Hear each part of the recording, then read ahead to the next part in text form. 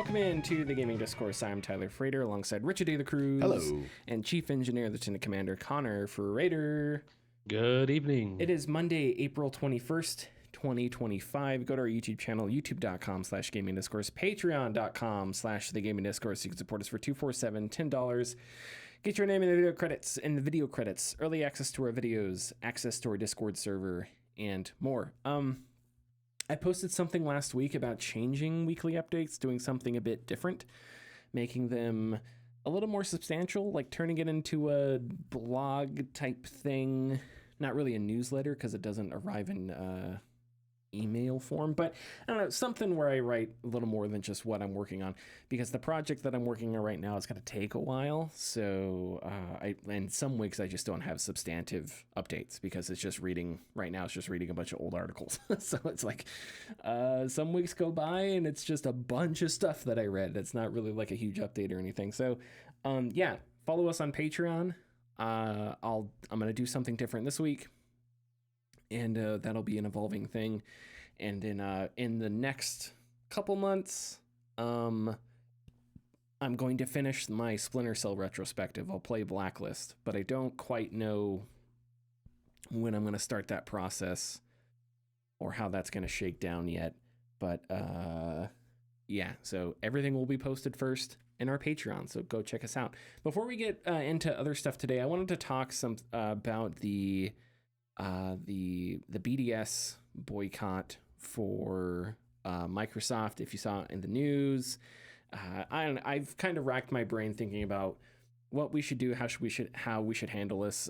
I forget who wrote in Aftermath a good piece about how journalists and media should handle calls for boycotts, because on the one hand, it's like, I think talking about, discussing the news, especially when it involves specific companies, is sort of part of our job. On the other hand, yeah, you want to be a force for good in the world. You want to support good things, whatever. So this is something that we kind of batted around a few ideas. And I think, yeah, we'll probably limit our discussion of Microsoft stuff. There's something happening big this week that I think we're not even going to talk about at all. So we'll limit that. We'll limit our discussions of games. When it comes to and you guys can, if you guys want to jump in on any of this, obviously it's fine. But I've always said with boycotts, and I think I have to stand with this, that it's a personal thing. I don't think you can tell somebody that they should boycott something or the other. You can recommend it, and I think you can request it, and I think that's fine. And I think it comes down to a personal choice of what people of how people go about organizing their own lives and stuff like that, which I think is fine. But yeah, that's what we're going to do. However, with games like South of Midnight, I think it's a special case for various reasons. Richard, you are already sort of working on something beforehand, so I don't want you to have to completely shut that down. Also, it's a game that is about like the Black experience in America, which in the United States, which not a lot of games are about. So it's one of those things where it's like, this thing is really special, you boycott it, then you're not talking about the special thing. There's no correct answer here. So I think our decision is, we'll talk about South of Midnight, we'll break that down, and then as we go forward in the year, we'll go case by case, and we'll kind of limit things. But I think, anything you guys would like to add to that? No, I don't. I think you put everything. I don't think so. Okay. Then without further ado, you've been playing South of Midnight? I have been playing South of Midnight. Dish. I very much enjoyed South of Midnight, and I'm glad that as probably one of my most anticipated games of the year, it has not disappointed me. And I put this game among Kena, Bridge of Spirits, and other third-person action games. I put it with Kena as being a very important game that I think the gaming industry needs. More proof that we should put AA games on kind of a bigger pedestal than like AAA games are. I understand South of Midnight is being like proposed as a AAA game from Microsoft, but at a $40 price tag. Sure. Shorter game with a unique art style. It's tough to get everyone on board to something like that, especially when, Fortnite, Roblox, all we of all these know free the to play depressing games. stats. Those all like rule the landscape. Assassin's Creed is another good example of a franchise people would prefer to play rather than something like South of Midnight. But I also think it's important because although I haven't gotten into like the meat and potatoes of the like setting of the game, a game with a black protagonist, mainly black cast, set in the South, dealing with bayou cryptids. I feel like it's a game that I would hope anyone would see and would immediately want to play, because that is not a location we get, that is not story setting we get either, and they 100% knocked it out of the park, not only with the voice acting of all the characters, especially Catfish. Catfish, like immediately, as soon as you meet him, is one of the most enthralling characters, and some of the other supporting cast as well. But the music is probably some of the best I've ever heard in a long time, and the action is good. It's once again very basic, just like Kena. You played Kena, so you know Yes. it's there's nothing difficult about it. They do throw a lot at you at the start, as far as teaching you how to do things, and it's just kind of a trial and error of getting the pace of having to deal with enemies that shoot things at you, and you're able to like deflect it back or dodge enemies, because you can only attack so often, and then roll so often and use your abilities so often. But you play as Hazel, who ends up having the ability to become what they call a weaver, somebody who can see basically the threads of life floating through the air, and you can use that to purify areas that are taken over by monsters. And there hasn't been a weaver in those lands in well over 100 years. I think it's seemingly appearing to be, because as you gain your powers, you start to see visions of ghostly apparitions of the last weaver leading people throughout the land and avoiding all of these obstacles. And as you watch these events happen, gain whatever ability is shown at that time. Hazel herself gets those abilities, and that allows you to progress through the game.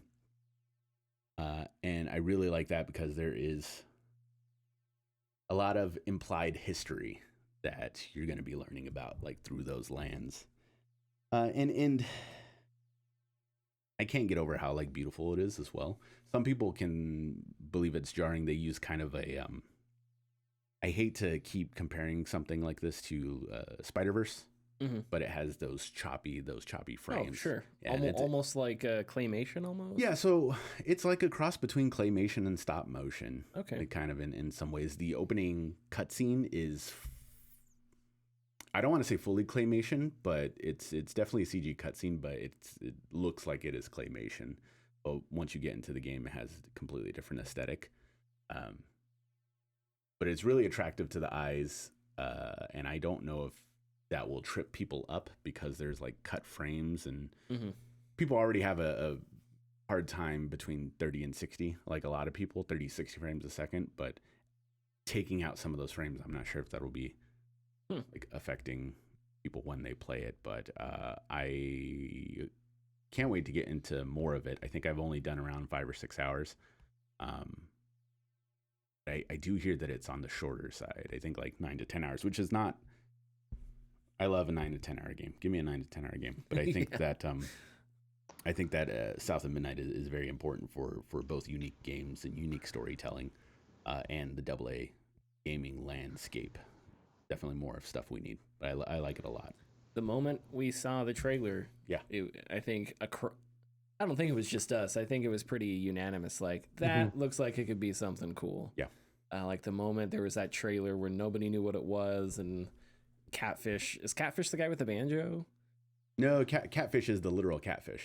Yeah. He's like a literal catfish. Oh, who's the guy with the banjo? I don't know. I haven't met him yet. Because there was wasn't there a guy in the trailer playing like a banjo? There is, yeah. He You end was up like a meeting him. demigod Yeah. or something.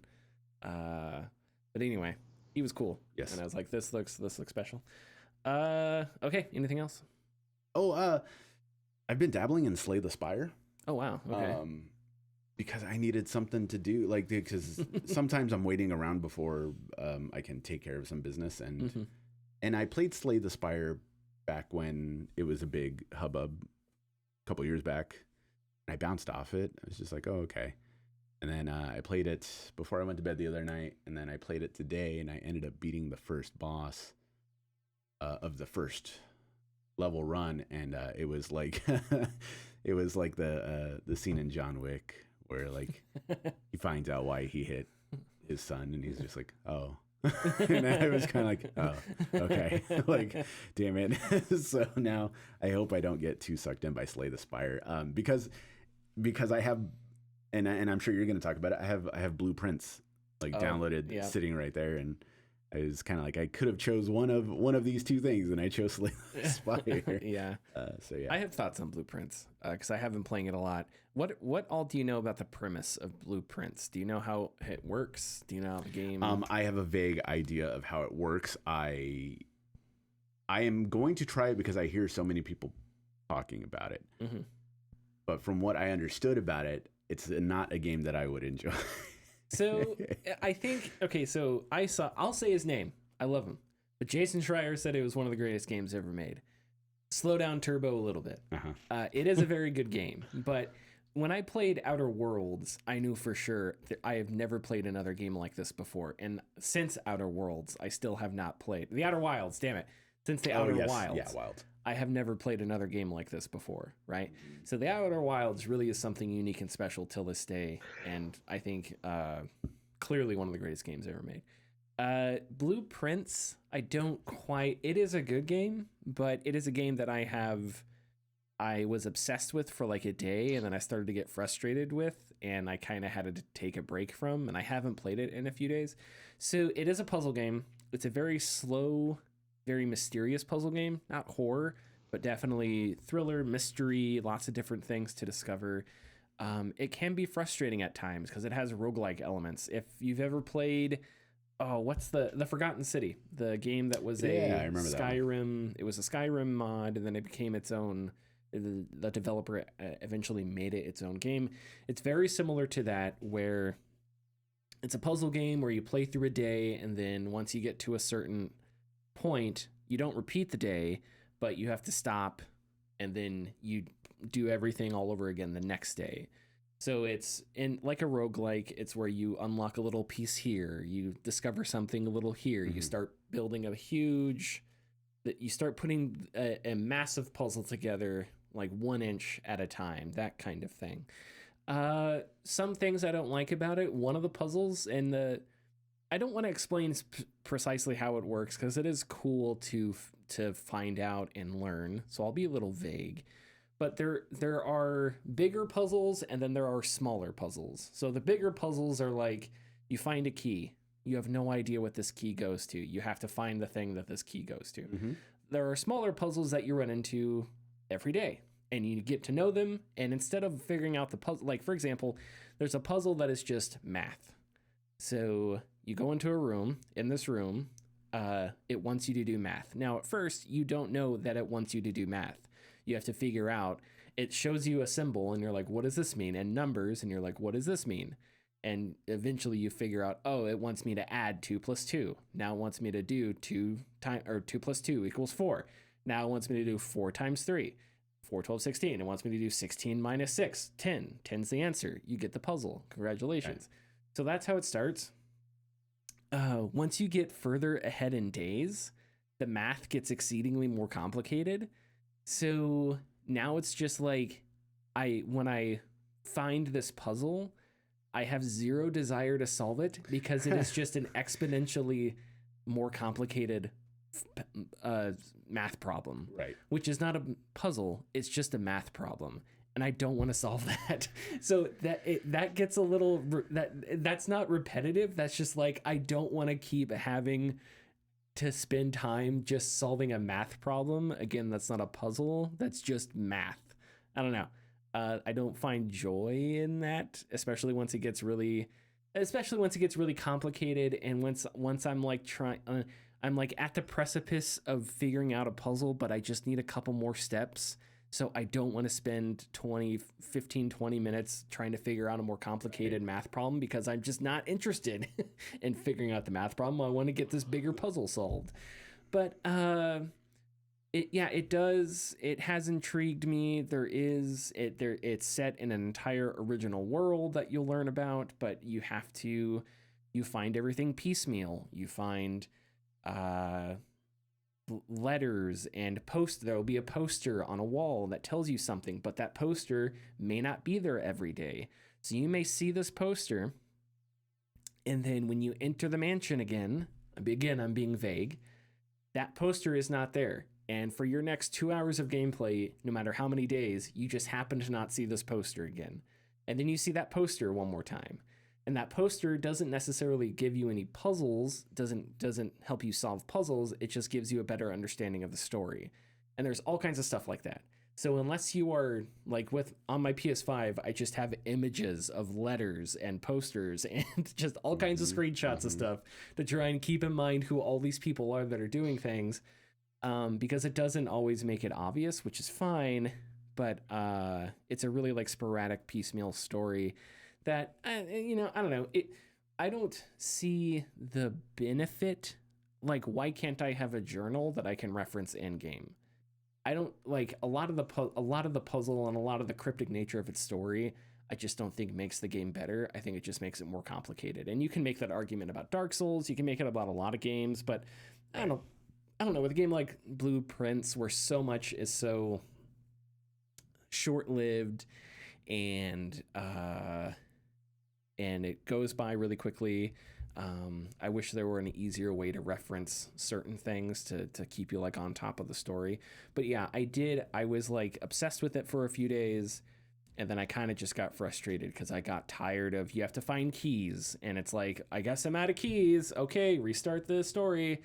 Or there's other things that you have to find, and if you don't find them, it's just like, okay, whatever. So, and it's not that big of a deal because you get, as far as I know, you get unlimited days. So it's like a roguelike where it's not like you have to finish the game in 20 days, in game days. You can just play as many times as you want. But it just gets frustrating because a big chunk of it comes down to probability.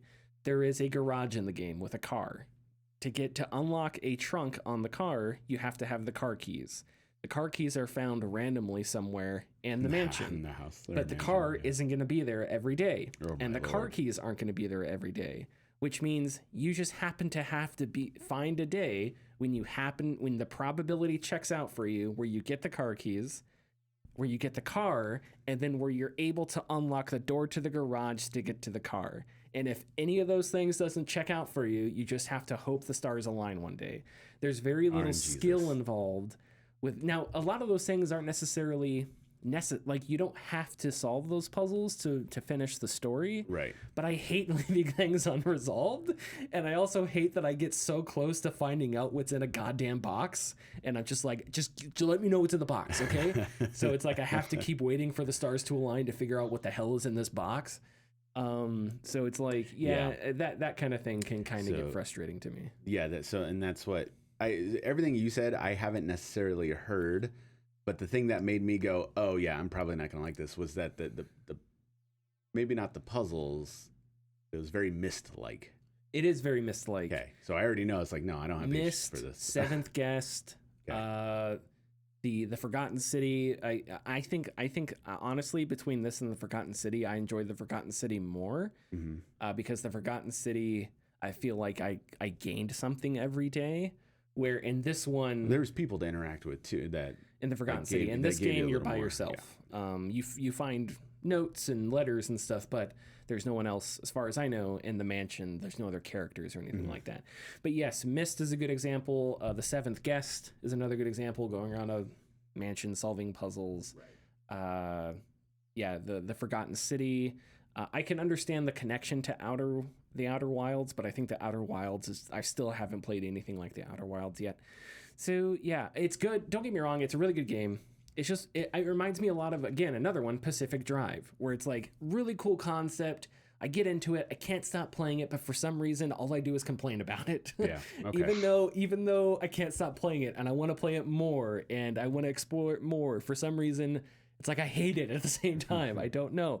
I have a really complicated relationship with it. Actually, the Pacific Drive is probably the closest thing I can compare it to. And so I would say try it. Give it a shot. Okay. And if you're enjoying it but you need a break from it, just take a break. Yeah. If you are 10 hours into it and you hate it, then witness it. Say good, because like with The Witness, I put 10 hours into The Witness and I was like, congratulations, Jonathan, you're smarter than I am. See you later, buddy. You know, like, wait, I don't know how to move this fucking dot to the other side of this panel. Congratulations, Jonathan. I'm out. I don't know what Russian movie this is from where a guy's carrying a candle, but congratulations, Jonathan. You're more of a cinema buff than I am. So it's like I was outie 5,000. But anyway, so you could do that if you don't like it. You were gonna say something before I cut you off. No, I was just the way that like I have regulars who come in and it's like, oh, have you played Blueprints? And it's like, no, I haven't. And then they begin to talk about how it's like, yeah, I had like to delete over 100 photos on my phone because I kept like screenshotting and or taking photos, and I had to remember all this stuff, and I have over X amount of hours on it, and it's great. It's great because it means it's engaging, it's fun. Yeah. But for me, it's too much work. I want to play a game. Yeah. Let's see. So I've been playing more Assassin's Creed Shadows. Assassin's Creed Shadows I continue to like it a lot. I had this. Oh, That's really great to hear. I was gonna look this up, but I forgot. So I'm not gonna know the details here off the top of my head. There is this quest chain in Assassin's Creed Shadows where you meet this guy and he's like the yokai or around the countryside. Like a demon, they're terrorizing people. And why can't I ever think of her name? The main character's name, Naue. Why? I don't know why I space on her name. Yasuke and Naue are so interesting because Yasuke is a Jedi in feudal Japan, so he'll still, decapitate somebody, but he's sort of more of a Jedi figure. Naue is very much more of I'll slit your throat, I don't care. So they have two distinct personalities that make them interact with things differently, which is interesting. But this is you can complete quests, I think, with anybody. Like Yasuke gets quests to go kill a gang or something, but you can go with Naue and do it if you want. Okay. So it's like you don't have to. I don't think you have to. With many of the objectives, you can be whoever you want. There are some objectives where it's like Yasuke needs to talk with this person, so you have to play as Yasuke, which isn't a big deal because you just switch characters real quick. It's nice, it's simple, it's great. But anyway, so there's this quest line where a guy's like, the yokai are terrorizing people in the countryside. Right. So now he's like, yeah, okay, buddy, we'll see about this. She doesn't believe it. So it's like a fun Scooby-Doo thing where you go out to these places where apparently the yokai are terrorizing. And so far, it hasn't been any actual yokai. Like, there's one guy who is dressed as a yokai, and he's just attacking everybody. So you fight him. But then there was one that was really cool because the yokai that was, like, terrorizing this region were two melons. There are Japanese I don't know what these melons are called in Japanese, but a honeydew melon and a watermelon. Mm-hmm. So I was like, what? So you get there, and it's these two guys, one painted all green, and he's got a watermelon helmet, carved, and other guy painted all yellow, and he's got a honeydew melon. And so I'm talking with them, and they're like, which melon do you like more, watermelon or honeydew? So I was like, I like watermelon. And the green guy was like, haha, you chose well. And the guy in yellow pulled out a fake training katana, the wooden one. Oh, right, yes. And he's like, I will take you on. And so you fight him, and it does the thing where you defeat him, and he's not dead. He's just tired or whatever. Knocked out or whatever. Anyway, so this was super hilarious, and I'm like, what the hell's going on? Okay, so this is a real, urban legend in Japanese myth that there are these two melon ghosts that fight each other, which I had no idea was real. So all these yokai are obviously based on real things, right? They're based on real myth. Right. But I had no idea, and so I was like, "What is this?" So I looked it up, and unless I had totally misunderstood, and this is not real, and I've just Googled incredibly poorly. I found like a picture of like traditional Japanese art, and it's like two melon dudes with arms made out of twigs or something fighting each other. And I was like, "What? This is a real myth?" Yeah. So I thought, how fun is that? How cool is that? And it's just a funny side quest, you know, and I was like, that's just a really neat way to work in Japanese myth, you know? Yeah. And that's two sides of the spectrum for like something like Ghost of Tsushima. Like you kind of handle and take care of the more like realistic aspect of what a samurai is and how to behave like a samurai. But you keep, because they had spiritual things in Ghost of Tsushima, but they were more kind of, I don't want to say, I want to say the word grounded. Obviously, it's not grounded. It's mythological, but they didn't. Yokai are silly. Like yokai creatures, yokai myths, a lot of them are really silly. Like there's the Kappa demon who like hides in your toilet so that when you sit down, he like pokes you and stuff like that. And there's lots of other things because all of those are just designed to be fairy tales, basically. But it's really neat that Assassin's Creed would go, the opposite way and decide to research and integrate those things into their game. Yeah. Just kind of, I don't know. It's that deep cut of, I'm going to look this up. This is really weird. And it's like, oh yeah, there it is. It's an actual myth. That's cool. Yeah. So this Very is cool. I'm just pulling up on my laptop, yokai.com. Hell yeah. May or may not be an official source. And on here, there is Makuware no Bakemono. And just reading yokai.com, appearance, Makuware no Bakemono is a bizarre, mysterious yokai found in the Busan yokai Emaki. It looks like an oriental melon with the body of a samurai sprouting from it. Cool. So it's just two melons that I guess there's different versions, but it's two melons fighting. And so I have no idea what the story is behind it, but I thought it was just a joke. And then I Googled it and I was like, what? This is like a real myth? That's so fun. That's so awesome. You're in for a ride. That's so hilarious. But yeah, so that's such a cool way to integrate. Very cool. In a creative way. Because you could go like the more literal route where you're like, oh God, we have to make ghosts that are watermelons. You know, like how are we gonna fucking do this? Or you could do the funny Scooby-Doo route where it's two jokers in costumes and they're doing silly stuff, and you know that's really neat. So I appreciated that a lot. But yeah, Assassin's Creed Shadows, it does take a while to get rolling. I do wish it could hit the ground running a bit quicker, but now that I've really like it, and it is stunning how different Yasuke and Naoe play. It really is like RPG level of difference. If you try and sneak around with Yasuke, you're gonna have a bad time because he can't climb up things. He's big, obviously, so it's like he's harder to hide in bushes. Yeah. He just like jumps on things way slower. But he can take on 10 enemies at once, and he's got like 5 times the health that Naoe does. You play Naoe, and it's just like you jump everywhere super quick. You're playing, you jump everywhere super quick. You can lay down. You can react to things. She has throwing weapons. Versatile. She doesn't have. Yasuke has a teppo, a rifle, right? Oh, cool. So he has rifles and bows. Naoe doesn't. She has melee weapons, and then she has the throwing knives and the throwing stars. But those aren't really, you're not going to blow someone's head off with those. Those are stealth weapons that you can sort of use in a pinch in combat.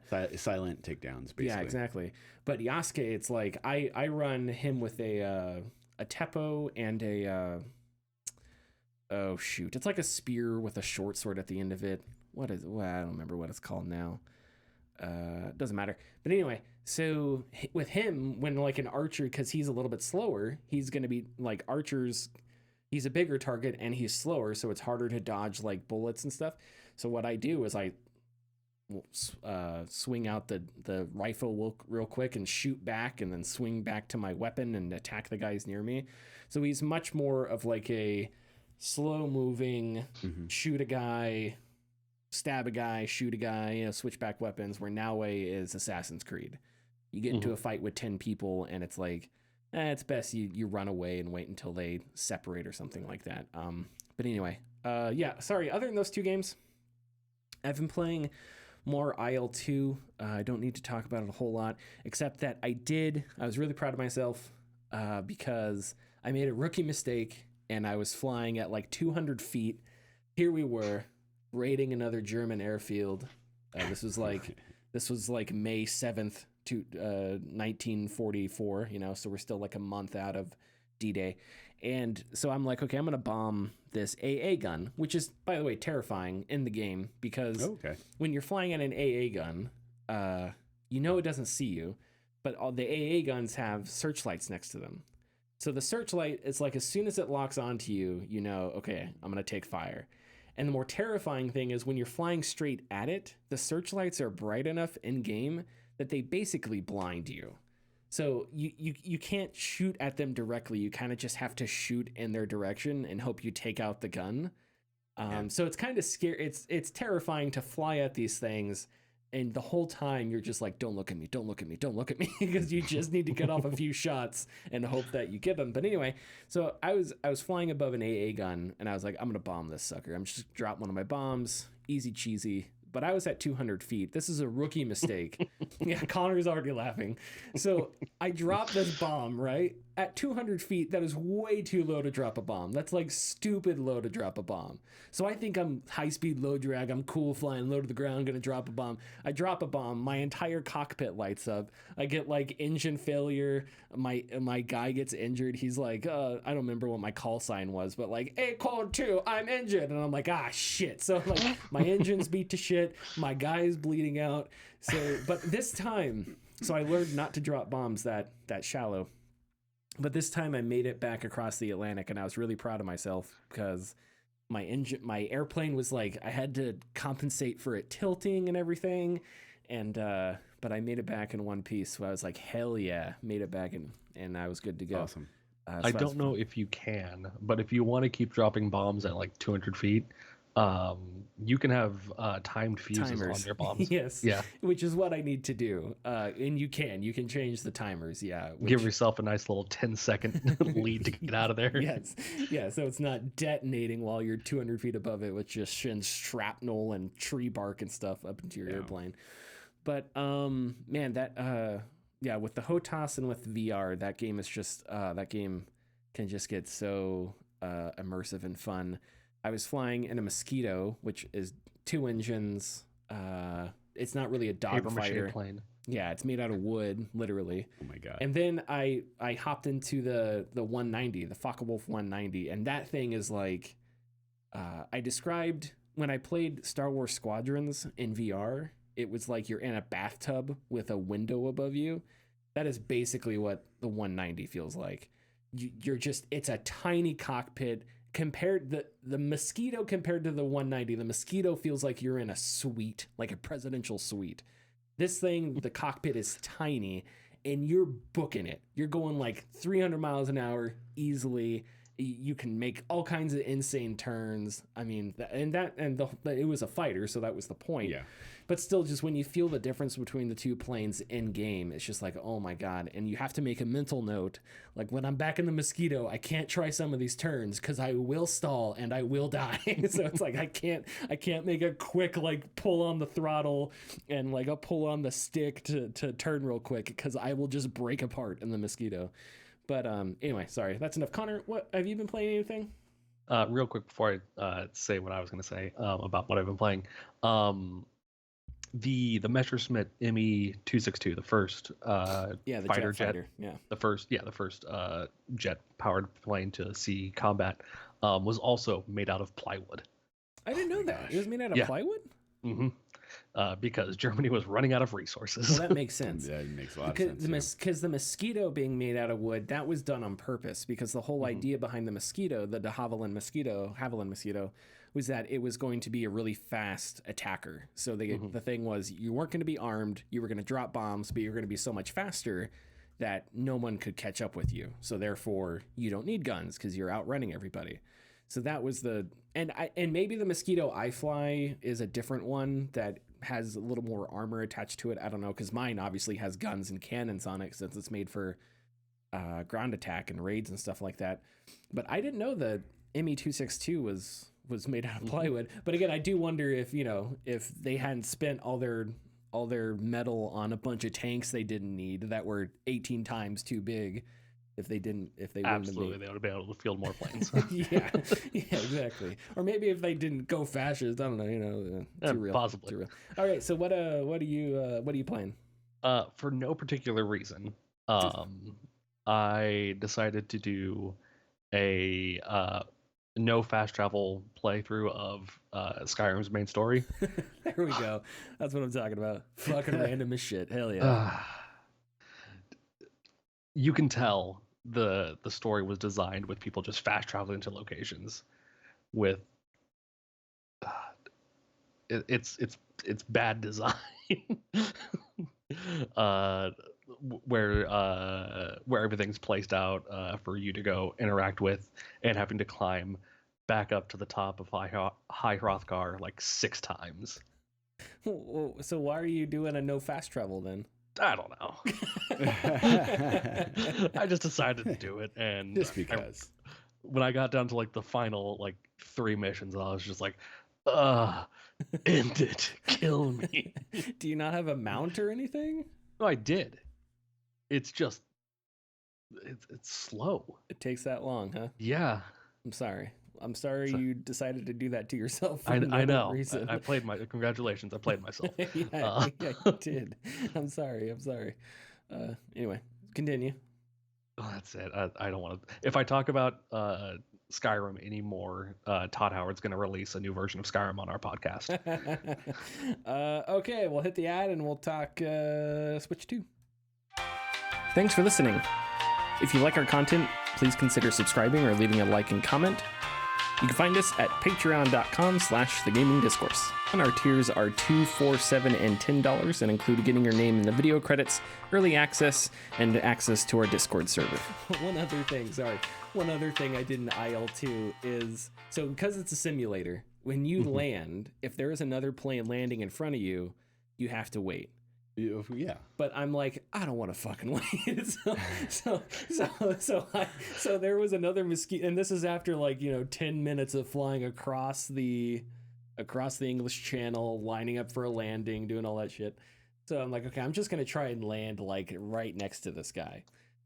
And at this point, I hadn't learned how to land properly in the Mosquito yet. I'm much better at it now. It's surprisingly difficult. But anyway, so I'm like, oh, don't worry. This guy's like ahead of me. He's ahead of me and to the right. Like, I don't know, maybe 30 meters. We'll be fine. I'll slow down faster than he will. We're fine. Good. Yeah. So sure. So we land, and of course he lands perfectly. He slows down like 10 times my speed, and as I'm passing by him, I lose control of my Mosquito. He slams into my tail. We both crash out on the runway. Our plane's just spinning, and we were both injured. And we neither of us died, but we were both injured and put out of action for a few days. But I just like, this is the chance I'm gonna take, because fuck it. But hey, I survived, and we're good to go. Okay, so more Switch 2 chaos here. Pre-orders go live April 24th. The price is still $450. Accessories will be more expensive. So a couple of examples here. The Switch 2 Pro 2 controller is now $85. A Joy-Con 2 pair is $95, and the camera is $55. I believe that's all right around like $5 price increases. Yes. There was one thing I wanted to get to when we talked about the Switch 2 that we didn't get to, which is the Zelda phone app, which is free, but it only works for the Switch 2 versions. So there's the map guide, voice recordings, you can share creations, share in-game items with other players, which is interesting, photo editing, and a daily bonus. So yeah, I kind of wanted to just one more discussion of the Switch price. I've been looking more at Digital Foundry, and at the beginning they were speculating, but now that we've read some of their reporting, it definitely seems like this is a PS4 level experience.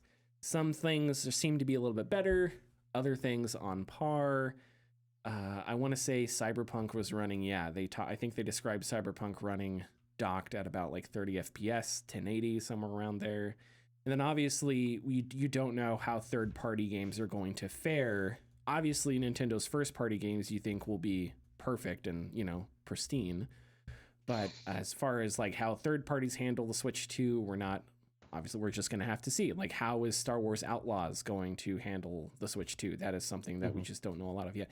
So anyway, more of a aimless discussion and then discussion about that Nintendo phone app thing. What's today, 21st? Today is the 21st, yes. Sorry, because I saw the Cyberpunk was 40 FPS. Oh, I'm sorry. Maybe it's 40. It may be which 40. which is better than PS4. Yeah. I forgot what I was going to talk about here. Oh, I guess I'll talk about the phone app. I've never been, sorry. I've never had an issue with the Switch 2 price. I think it's completely fair for what you're getting, especially like if we're looking at something like the ROG Ally and all of the other competitor handheld PCs out there, which are also very powerful, but this is another instance of a device where everything made for it is catered to that device. So may get consistent better performance, where of course on a PC, like I even mentioned earlier, playing South of Midnight on my Steam Deck, it runs better than my PC. So it's flip-floppy. But moving on from that and going to like the Zelda app, something else I always say, and I think I've said it on this podcast, but I say it a lot at work. People don't realize it, but Nintendo's a toy company. Nintendo makes toys, they make things, and they make a lot of one-off things, one-off experiences that a lot of times is not something that we ask for, but it's something they just want to do because either in the background they're gaining experience for something, or just because they don't know what the hell they're doing. It's like their mobile efforts. Yes, yeah, mobile efforts for sure.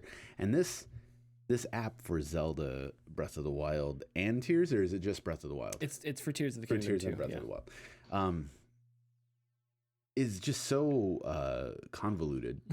As far as a way of doing things, I think it's terrible that this app has more lore pieces in it with those audio messages. I think it's awful that they're doing that, especially in a story that is so like it's heavily environmental. You get the cutscenes and stuff like that, but there's so much in Tears of the Kingdom that is unspoken, and both Breath of the Wild and Tears of the Kingdom. So it's like if you are getting more Zelda dialogue lines or whomever dialogue lines, it's like you want that in game, don't you? Yeah, definitely. Sharing creations is cool. Once again, why do I need the app? Sharing in-game items, very cool. Definitely going to be abused, 100%.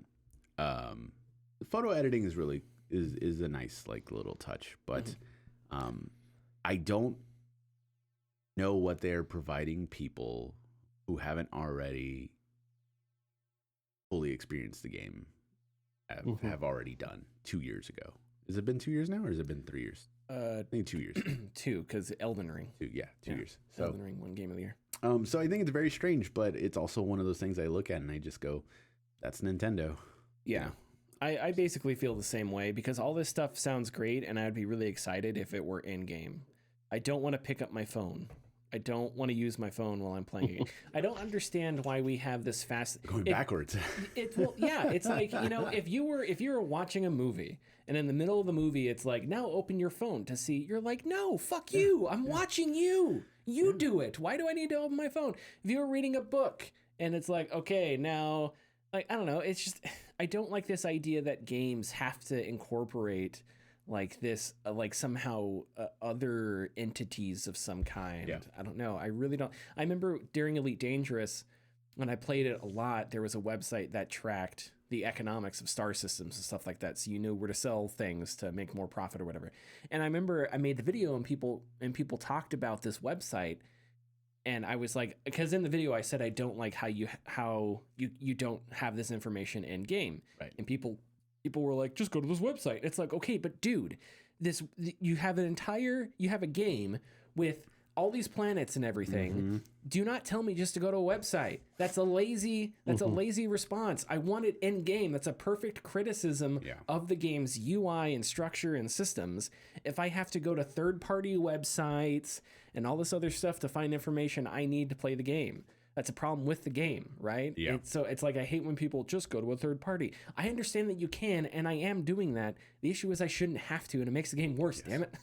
Like, that's the whole point. So it's like with Zelda, I feel the same way. It's just like, all this stuff sounds great, but I don't want to use my phone. I don't, it's so great when you play a game for 2 hours and you don't look at your phone. Yeah. How refreshing is that? And it's something we've already gone through with, like, Ubisoft was like the biggest proponent, and with Assassin's Creed apps and Division apps and all the phone, Red Dead Redemption, I think, had an app as well. No, it didn't. What is something else had an app? Anyways, Watch Dogs, I think, had an app where it was a companion app that you would see your HUD and your map like that. You can find where things were and stuff. And if it's dumb stuff, fine. If it's secondary meaningless things, like, fine, whatever, I don't care. But things like voice recordings, I want those in game, or map guides, or being able to share creations. Yep. Like, there has to be an easier way to do that in game. I don't know. So it is a very Nintendo way of handling things.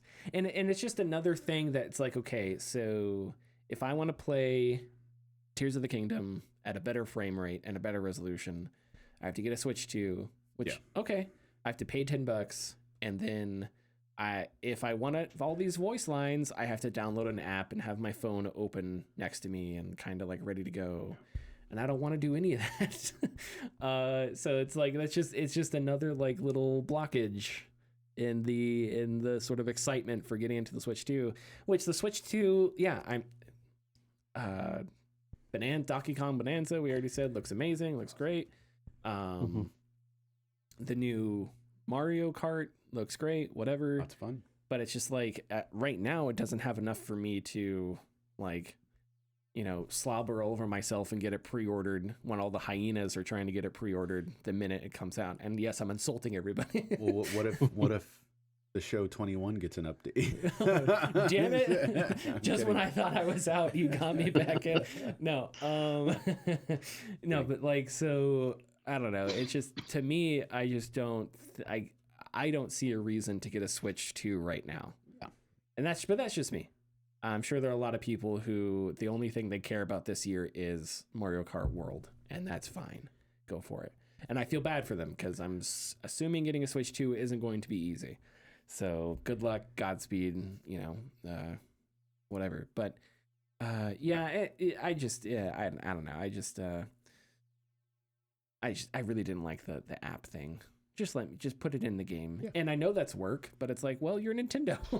You're one of the biggest, most successful. Make the extra $10 worth it. Exactly. And I know that you get it free with Expansion Pass and Nintendo Online, but it's like, okay, well, now you're paying for something that is, I could pay for Nintendo Online plus Expansion Pass and get it for a year, and I think it's like $50 for a year. It's $25 for a single person for a year. If you do a family plan, it's $50. Yeah. So it's like, it's a little more expensive, and you get the emulated games because what they fucking are. Yeah, they are. You get emulated games, and it's like, sure, you get these things that probably I should be able just to buy on Nintendo's eShop, whatever.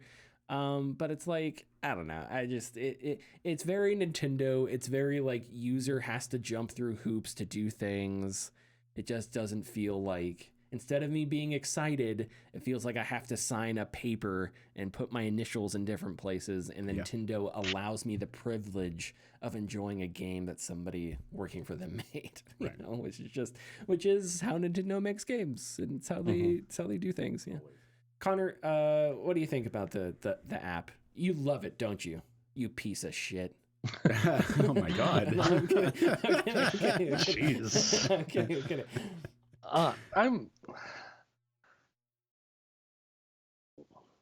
It depends. Okay, so having peripherals interact with the game, it heavily depends on the level of integration and how reliant the game is on that peripheral. If it's just a thing that I can do to send you something if we're both playing it, sure. But if there's like a 30-minute segment where it's tutorializing how to use it and I have to use it to progress part of the single player, then no, I'm going to go to Nintendo of America and I'm going to give them a stern talking to about bad game design. Yeah, so I don't think anything in the app holds you up or anything like that. But it's just like I don't want to open it I want everything in game. Put it in game. I think I also read the app also lets you repair weapons. Oh, does it? I think so. Yeah, I don't know. I'm not sure exactly, but yeah. Anyway, not a fan. Yeah, and I don't know how much like the $5 increase is going to impact. I think the Switch is going to sell great. I'm sure everything is going to be sold out. 15 minutes after it goes live, everything will be sold out. Yes. The term selling like hotcakes is going to be replaced by selling like Switches. There you go. It's going to be gone. Over the Switch's lifetime, it's going to be fascinating to see how it does because the system is in a different context than the first Switch. It's more expensive than the first Switch. I don't know how many people are going to say, I'm fine with my Switch. It works fine. And I don't really, I don't know. So I think the Switch 2 will be successful. I think it'll have massive adoption. I think it'll have slower adoption though. And I don't think I'm unique in that sort of prediction either. Like I think eventually I will own Mario Kart World. Will that be 3 years from now? Even 4 years from now? Maybe. I don't know. But it's definitely not going to be within the next 2 years. Unless a Switch 2 falls into my lap for some reason that I'm not anticipating. So who knows? Yeah, who knows? Yeah. What are your guys' sort of barometers on? Are you one of the hyenas that's gonna trample? I'm sorry, I really need to. Are you guys going for the pre-order as soon as the stuff goes up? Or if I had the money, yes, probably. Just because I do have that when it comes to electronics, when it comes to tech. I am very much the like, cool, I want it now. It's not like fear of missing out, but it's like having the cool thing right there and then. I kind of view it as I viewed PS5 when it was out. Very different situation because we were through COVID and it was very difficult. And when I had the opportunity to buy it, of course I jumped on it. Thank goodness I had the money at the time. But my one of my coworkers asked me, I think less than a year after I got my PS5, asked, is it worth it to get a PS5? And I, not to say that was a silly question, but to me it was a redundant question because it was just like, well, you're not losing anything. You're getting a PS5. You're not losing your PS4 because it's backwards compatibility. So you're essentially just kind of, if you sold your PS4, you're technically paying $150 to get like a PS5. And so in this instance, I'm not losing the Switch. Mm-hmm. Yeah. I'm just gaining a Switch too. Yeah. And that goes the same for like a lot of these accessories. Like the accessories are backwards compatible. Most of them are. So it's like I don't need a Switch 2 Pro controller. I could just use a regular Pro controller. Which is probably going to help. Which again will probably help with Switch 2. Which may help with Switch 2 adoption because you can. It's easier to do things that way with. And that's just one way of looking at it. I mean, that's not like the answer that should be the answer for everybody, but it makes the pill a little less harder to swallow, so to speak. But I do also have that. Owning the Switch at launch was cool because it was unique and it is the cool new thing, especially at the time. Now it is going to have to be, well, what game is going to make me buy Switch 2? Mm-hmm. And Mario Kart is always Mario Kart, and that's not a bad thing. Mario Kart is phenomenal, always. Donkey Kong looks very cool, but I'm not dying for Donkey Kong all the time. And Metroid is the same way. Like I'm not gonna, go crazy for Metroid. New Mario, maybe. Yeah. New Pokemon, like that's not ZA. That really look, I don't think it looks bad. It's art style, but it'll look like what people want from it. I mean, Duskblood looks cool, but also lukewarm on FromSoft. Yeah, sure. great games, wonderful games, but just it's the formula. It's the same formula. I know what it's going to be when I play that game. So, anyways, yeah, it has to be whatever they give me. Connor, anything you want to add before we move on here? Well, I waited a year to get the Switch OLED, which was 5 years after the Switch release. The people I know and spend time with, 6 out of 10 of them are gonna buy a Switch 2. And I really only use my Switch in social settings. So I'll probably be, just bumming someone else's Switch to play the new Mario Kart until, 5 years from now when I eventually get my own. I feel like that's a lot of people are like us that way. I feel like, I don't know, that's based on nothing. Like, again, there's plenty of people that are going to buy it. It's going to be sold out. Yeah. But adoption rate wise, I think it's going to reach highs, but I think it's just going to be a much shallower adoption curve than maybe I think it's going to have a long tail. People are going to pick it up over time. Yeah, that too. Yeah. Okay. All right. So real quick, 2 game announcements. Star Wars Zero Company was announced at Star Wars Celebration, which was in Japan. It looks like a Star Wars XCOM, which is fine with me. Releases 2026. You can customize Hawk, who is the group's leader, the squad's leader, as well as your squad members and composition and stuff. It is set during the Clone Wars. It seems like it's about a group of mercenaries that are sent to do like spec ops missions. So think, I don't know, I was trying to think, I know there are games out there that are like this. Star Wars Republic Commando. Or like World War II games like that are kind of like Inglourious Bastards, but they're World War II-y, but I can't think of their names. Anyway, drawing blanks. Brothers in Arms, Furious 4. Yeah, Furious 4. That famous game that definitely released. And then Marathon, Bungie's extraction shooter, showed off a lot of different gameplay, lots of trailers. It won't be free to play. We don't know how much it's going to cost yet. And there is much debate over what that means. And if it should be free to... Well, they've already said it's not going to be. So how much it costs and what that's going to mean and all that. So, real quick on Star Wars Zero Company, or not real quick. We can take 2 hours on this if we want. What do we think about Zero Company?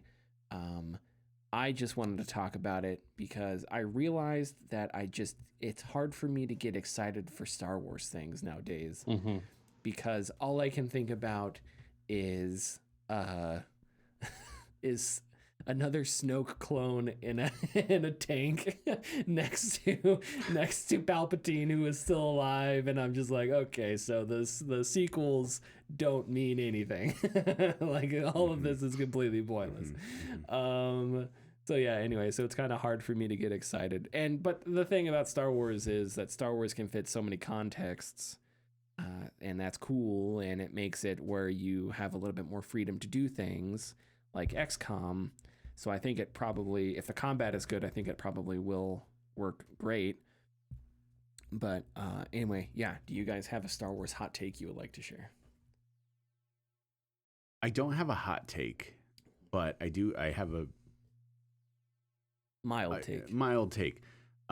First off, this not only does Star Wars work very well in the XCOM setting, XCOM type gameplay setting, but it's been proven that a lot of other franchises could just work if you slapped XCOM on it. Because we already have Marvel Midnight Suns, which is really good. Mario and Rabbids, which is strangely really good. And I've been playing. I haven't talked about it because whatever. But there's like a free to play like anime game that is like girls with guns, but it's XCOM. It's like okay, like it works. It just works. Like Todd Howard. The thing. We don't. Oh God, yeah. It's I don't. It's not. It just works. Not as easy as it looks. Okay. No, it's not. No. But I am not like. I think I'll play it eventually because the same thing happened with Midnight Suns. Like I was like, I won't play it, and then I did, and I was like, wow, this is really good. For me, Star Wars XCOM, and that's how I responded. Oh, it's just Star Wars XCOM, but.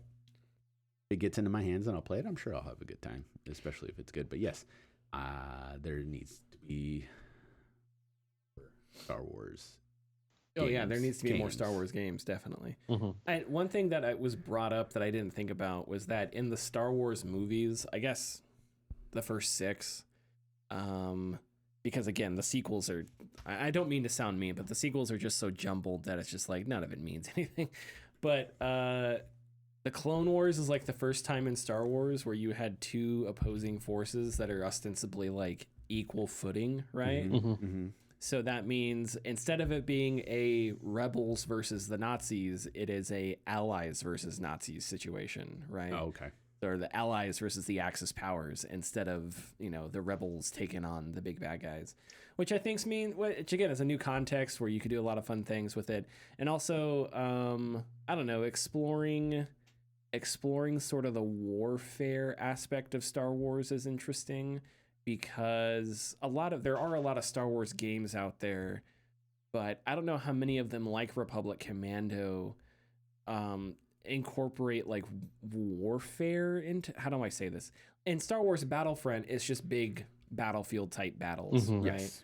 But if you were to do, but in a like warfare context, and now it's like you're fighting a war, which means, I don't know, what kind of targets are you going after? How are you getting intelligence? Like all these different things that come with being like a crack unit of mercenaries that are operating in the shadows or whatever. Right. I think that all makes it really interesting. And also, it's like, how do you paint the Republic and how do you paint the CIS in that context?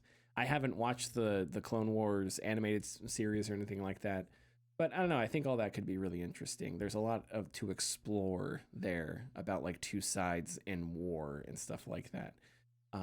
One thing about IL-2 that's interesting in the career mode is you don't really have as far as I know, you don't have an impact on the actual war.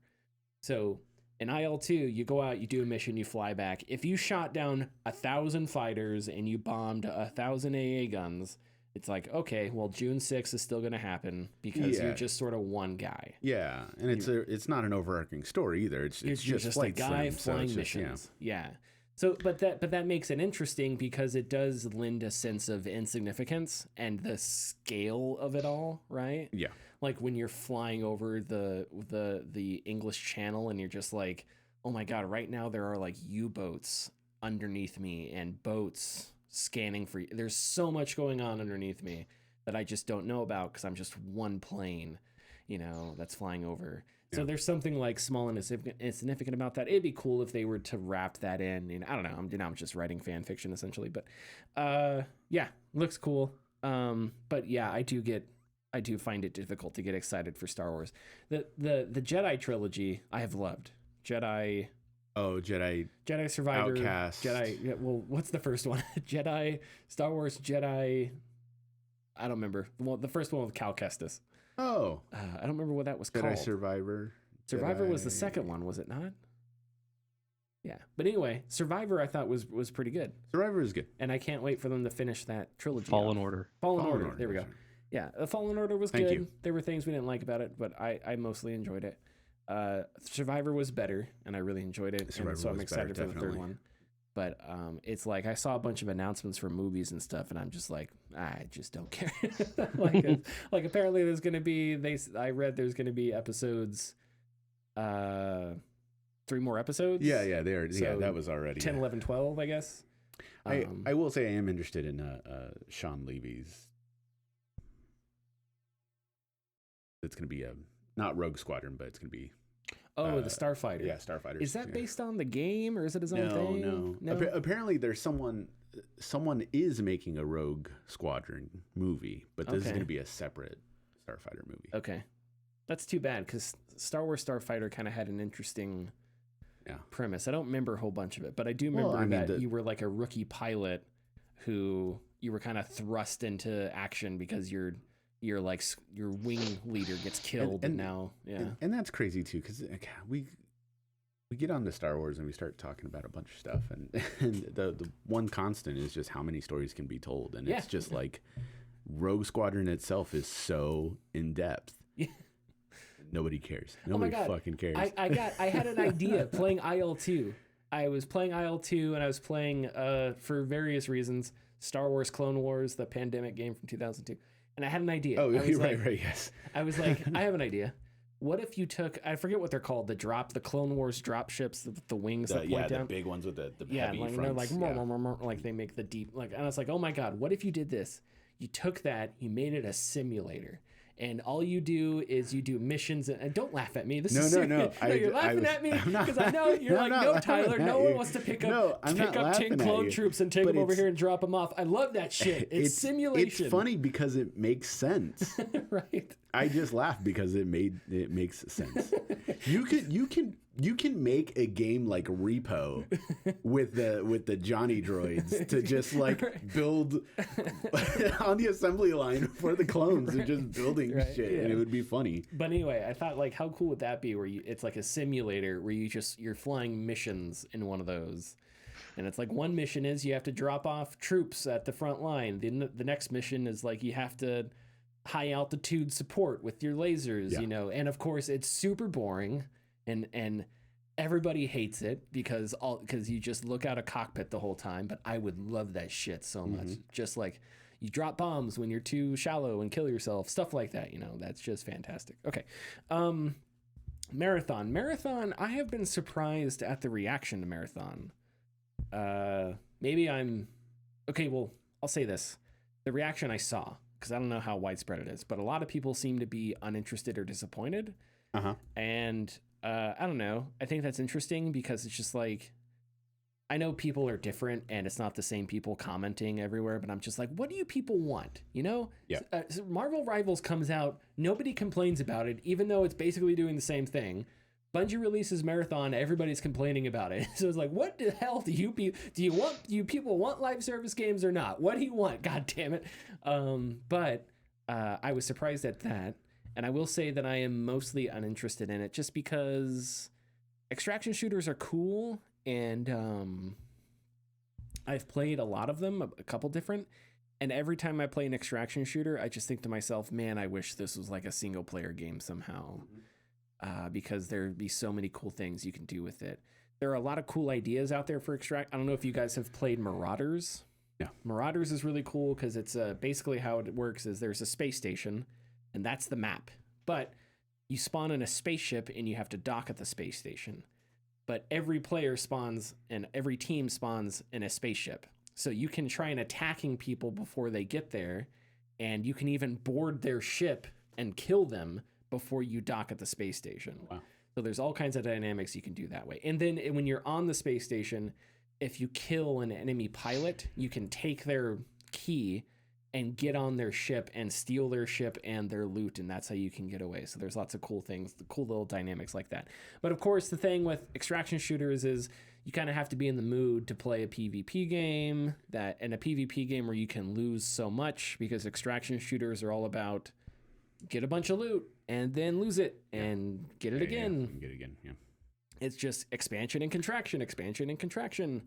And that's cool for a bit. And at one point that was a novel idea with like the Dark Zone in the Division and what's the other one that's Russian. I don't remember. Not Stalker. My God. Tarkov. Yeah, Tarkov Escape from Tarkov. It's like a similar thing. Yeah. But I'm just not. It's another multiplayer thing, so I'm just like, I'm not super interested in it. Mm-hmm. And I think it would have been a much more positive reaction had it been something single player, something with some kind of single player aspect. I don't know, but yeah. What do you guys think? Am I off? Did you guys see the same reaction I did too? I saw the large negative, but I didn't even see. I didn't even see like the trailers or anything because I already knew what it was, and knowing that Marathon was a single player game back in the 90s. Yeah. And then they just said, let's make an extraction shooter. I immediately checked out. Yeah. Because it's like, well, no, like Marathon, when Halo came out, it was like, oh, the guys who did Marathon. Yeah. Which was like very exciting because it was like a Mac shooter. With kind of a forgotten series. Yeah, very Doom boomer shooter. And it was good and people liked it because it had a cool story and this and that. And then to see that kind of, and I'm not saying this is good or shouldn't do, but being turned into an extraction shooter, that's what sucks because, it seems like people don't want specifically extraction shooters right now. They also don't want to pay for an extraction shooter when they know that there are others that you can play for free, like the Finals or. Is that an extraction shooter? Yeah. Finals is an extraction shooter, and others that are that people enjoy. The market is saturated. Then you have the large amount of I'm not going to say goodwill, but the large fan base that Bungie has built up through Destiny, and you have the criticisms of Destiny within the last 3 years for them to come out and say, hey, this is our new game. It's an extraction shooter, or that whole Destiny fan base to be like, you took away resources from this game to make this game. Anger and that. I just think it's a whole lot of just negative aura surrounding extraction shooters in general, especially when it's not going to be free to play. That's exactly what happened to Concord, and I don't want to compare these two because I don't think they're really comparable. I mean, they are comparable, but I think in some ways and not in others. But they were different, because the first foot that Concord got off wrong was that it appeared to be a story-based shooter. And then it was extraction shooter. And the trailer was just so generic. Yes, and it was just very so generic. Painfully generic. Which Marathon, the art direction looks cool. But again, it's okay, I don't know. It's an extraction shooter. And I don't think the problem of it being extraction shooter is what matters so much. Maybe a little bit. It's just that it's a trend that's popular-ish right now. And I think maybe the extraction shooter reached a peak and now it is at a plateau, and it's kind of been plateauing for a while. Battle Royales got really popular, plateaued, and then they kind of dropped. Fortnite's obviously still going. Yeah. But you don't see companies releasing Battle Royale modes a whole lot. What you do get a lot on Steam and stuff are extraction shooters. So that seems to be a trend that is maintaining itself. I am dismayed by the fact that a game not being free is a bad thing. Because I hate that we are in a space where, I don't know, I hate that we're in a space where it needs to be free. That's sort of the idea. But if it's free, that means live service economics, which I feel like is worse than, I don't know, I would rather pay, if I were into extraction shooters, I would rather pay $40 for Marathon and get everything, skins, what have you, and not have to deal with a live service economy. Play it for as long as I play it and never see it again, rather than it being free and having the live service economy attached to it. I don't know. You know me. The ubiquity of live service economies and free to play economies, I think, have hurt games. I think have hurt things like cosmetics and stuff. I hate that cosmetics are considered this thing that is unimportant and can be sold off. I don't like the sentence that cosmetics aren't gameplay, because I think they are.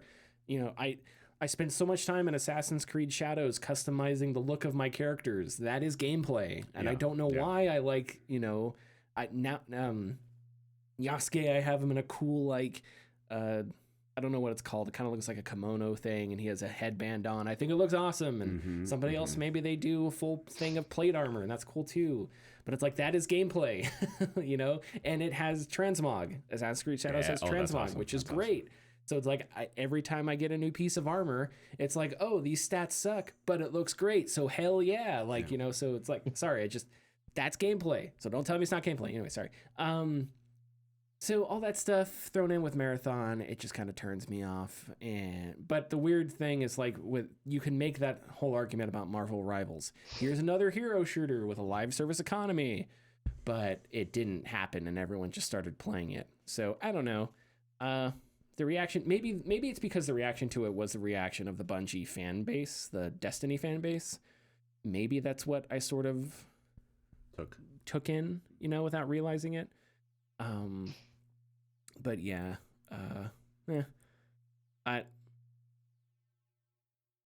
hopefully in the future, I would love for Bungie to get back to doing single player stuff. But again, this is a different Bungie. This isn't Bungie from 2007. Right. Like, Yes. I don't know how many people are still there. I don't know if, like, I know Joseph Staten isn't there anymore. I know, I don't know if Jason Jones is there anymore. I think that's his name. I don't remember. Yeah, I think Jason Jones, like Jamie Griesmer, I don't think is with Bungie. Like all these guys that I knew from like earlier in the Halo days, like I don't think any of them are still there. So I'm not sure, you know, what Bungie is now. But it would be, yeah, it would. I hate to be the guy that if it were this game, it would be better because I don't like this type of game. But I don't think I'm making that argument. I think if Bungie announced a single player game or if Marathon had some kind of single player component, I think the reaction would have been a little more positive. Yeah. Because again, people know single player games have finite endings in some respect, right? So it's like when a new game comes out and it's multiplayer, I think part of my anxiety is like, oh God, I'm going to have to learn it. And then I have to sustain that because if I drop out for 6 months and I get back into it, things are going to be different. I have to find people to play with me. I have to do all these things. But if it has a single player, oh great, I can spend 3 months. I can play through the single player and I can never see it again. And that's perfect. It's fine. I don't have to worry about all that baggage of like learning it, you know? And there's only so many games I could do that with. I do it with Squad, but Squad, it's like, it's so different now when I play because they have so many new factions and the factions have different dynamics and they have new maps that I don't know. And so it's like, ah, shit. So I jump back in but that's the one game that I do where I kind of try and maintain sort of a level of awareness where if I hop in and decide to be a squad leader, I can kind of, you know my stuff. But it's like, there are so many multiplayer games like that. Because it's so saturated now that I think that's part of people's anxieties about this kind of thing. But anyway, that's just a theory. I have no way to prove that. Connor, did you have thoughts or anything? On Zero Company, I'm just glad that it's not post Order 66 with another Jedi that somehow survived Order 66. Yeah. Everybody died. Oh, it turns out a bunch of people survived. Everybody died, but these 6 million Padawans.